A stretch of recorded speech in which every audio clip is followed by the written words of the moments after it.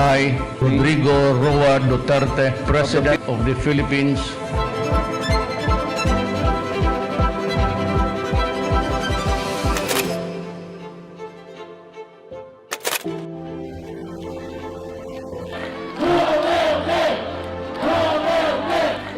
base sa pinakahuling survey, napakataas pa rin ng approval rating ni Pangulong Duterte. Around 90% pa rin po hanggang ngayon.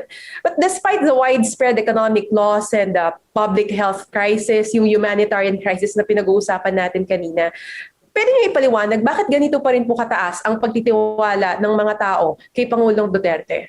To me, this is the most interesting part. Yung mga tao, galit sila sa gobyerno eh. Kulang ang ayuda, walang trabaho, kulang sa ospital, etc. Ang dami galit sa gobyerno.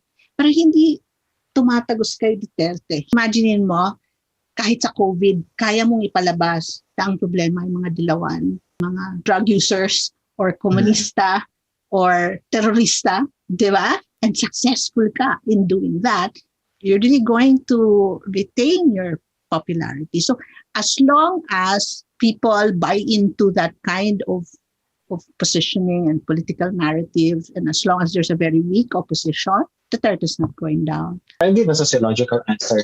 And my sociological answer is that if you talk to ordinary people in the street, they would tell you exactly the same thing. They want Duterte because he made the communities safe.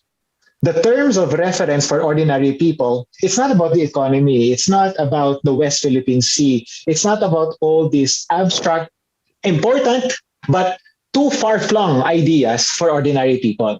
But the war on drugs, automatic eh. Safe na po sa amin. In fact, research shows na para sa mga Pilipino, katanggap-tanggap ang war on drugs, katanggap-tanggap na may namatay, kriminal yan eh. Na pag hindi sila tinatay o hindi sila tinanggal dito, anak ko ang tatamaan nila. Anak ko, pamilya ko ang maapektuhan nila. And this is why Duterte will remain popular until the end of his administration. We're just seeing what populism is all about. Populism kasi is a political strategy of presenting oneself as being the people, even if one is really not of the people, no, or even not responsive to people's needs.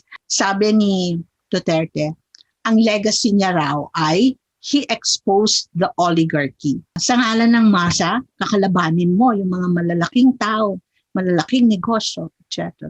But if you look at the reality, actually, na-expose niya siguro yung ilang paksyon ng oligarkiya. Hindi niya nabuwag ang oligarkiya. Nandyan pa rin ang oligarkiya, no? If you look at Villar, if you look at Marcoses, they're all still there. Hindi ba sila kasama sa oligarkiya? Pero yung ganong strategy of presenting oneself as being anti-oligarchy, anti-elite, I think, napakalaking bagay yun, no? Tapos, hahalikan mo pa yung Philippine flag. Gustong-gusto ng mga Pilipino yan eh. Pag mahal mo yung bansa natin, gustong-gusto namin yan. Diba? There's no magic. It's political strategy. Duterte was also very good is still very good in consolidating allies and social forces, no? Both in government, may supermajority siya. Outside of government, yung consolidation ng DDS forces niya, diba? And everyone else, he will put in jail or he will put on a terrorist list. In other words, Duterte basically got all his bases covered. He's very politically savvy. So there's no magic. He really just played his political cards very, very well. Very, very popular ang regime ni President Duterte, pero tumaas po yung poverty incidence, tumaas po, Mr. President, yung self-rated hunger. So ano yung mas mahalaga? Yung kasikatan ng isang pamahalaan, ng isang regime, ng isang administrasyon, o yung kagutuman ng kanyang mga dapat na pinaglilingkuran. So 5 years down the road, nagtatapos na yung administration, nasan tayo ngayon? I think yun yung gusto nating ipakita dito. Siguro sa akin, ang pinakamahalaga kong mensahe is, kahit gaano magyabang ang gobyerno, tatanungin mo pa rin, kumusta ang mga tao?